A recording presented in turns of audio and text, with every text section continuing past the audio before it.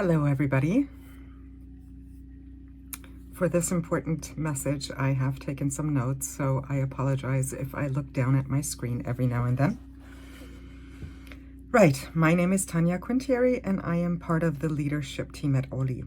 I want to speak with you directly today about the significant changes that have happened behind the scenes at the Open Language Initiative.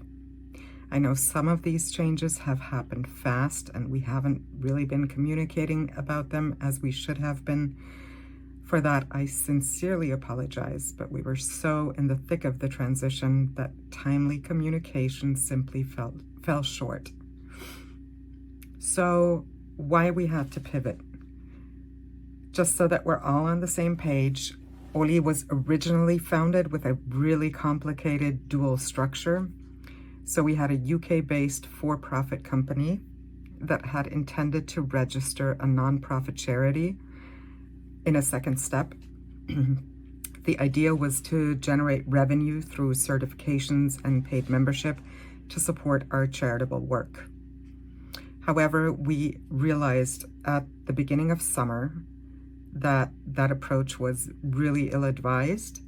We learned that we weren't able to register as a nonprofit in the UK at the time because we hadn't met the revenue threshold. And more importantly, we as a team realized that we weren't interested in being a language service provider with a charitable arm. And we wanted to be a 100% nonprofit organization to focus entirely on working with our volunteers to create a real-world impact. So we faced legal hurdles. The funds were draining quickly with the setup that we had. And with that realization of our core mission, we decided that we wanted a fresh start.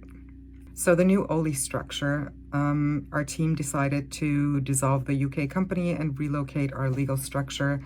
And so OLI is now a registered nonprofit association in the Czech Republic, which is where I live. The location is not only more cost-effective, but also provides a more suitable and streamlined legal structure for our mission, especially since none of us are based in the UK or none of us in the leadership team. This transition meant that we couldn't pay any salaries anymore, and I'm proud to say that the entire team who believed so deeply in OLI's mission have vowed to continue their work as volunteers within this new structure that we have set up. Those of you who know me realize that my background is different. That is because I have moved to the US for a year. And before I relocated mid-September, we had sent in our application to get OLI registered as a nonprofit in Prague. But there was a small error in the initial application, and I had literally left the day before. And so we had to find a quick solution to finalize our registration.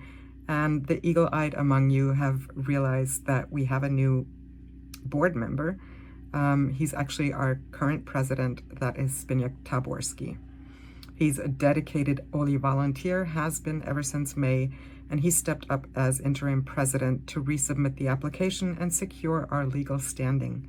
Zbigniew will resign from the position of president on December 15th during our first General Assembly, but that is how his name popped up, and most of the OLI family don't really, or hadn't heard his name before, so that is the explanation. And that brings me to the most exciting change, the call for leadership. We are now accepting nominations for a new statutory board, and the positions we're looking to fill are president, vice president, and treasurer. That's obviously your opportunity to formally lead OLI into its next phase. Along with the new structure comes empowerment and formal membership. So under our new statutes, every single one of our dedicated volunteers is now officially a member of OLI. This means you have a voice in shaping our future, including voting on leadership and having a say at the General Assembly. To clarify our volunteer structure, we now have 3 membership types. 1, there's a volunteer membership, which is for all our volunteers, and there is no membership fee. We have the contributor membership, which is for volunteers who help us with our day-to-day operations and chair our committees. Again, that is a free type of membership.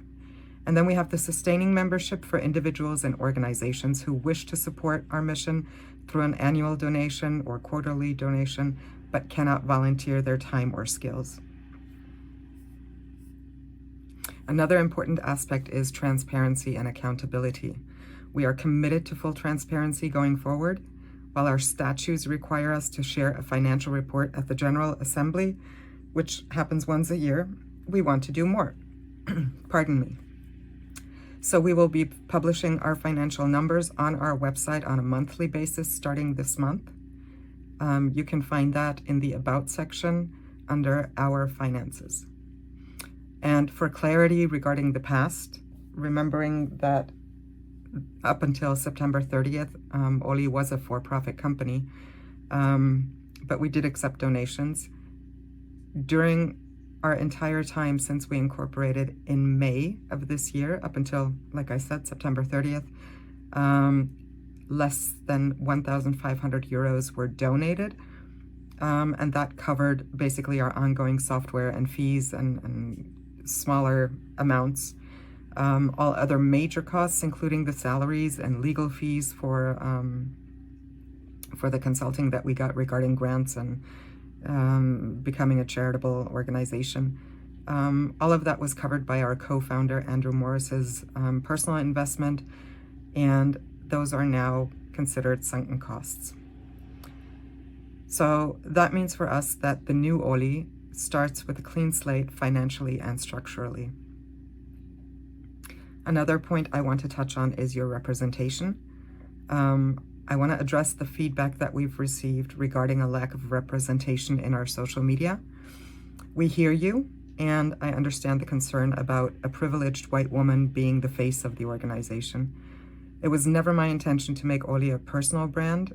The post in question here, which was posted on International Translation Day, was a sincere message from me, a message of gratitude to our community, but I recognize the perception it created. So we're actively working to fix this. We spent the better part of last week to find ways to better represent the true diversity of our community. And I'd like to personally invite you to send us photos of yourself that you'd be proud to see on OLI's social media channels, and maybe even on our website. And we are sharing a consent form and a submission form in this week's newsletter. We're making OLI an association to give you more representation, transparency, and accountability, and your membership is key to that, empowering you to be deeply involved in our new direction. I truly hope that you will continue this journey with us. OLI is finally what it has always meant to be, a dedicated nonprofit, connected by words and united across borders, making a positive impact in vulnerable communities and places. So if you have any questions at all, please leave them in the comments, or you can email me directly at tanya@olangi.org. We look forward to having the next OLI session soon. That's going to be later this month. You can check out the calendar on elevate.olangi.org. And I hope we will see you face to face. And thank you so much for your attention.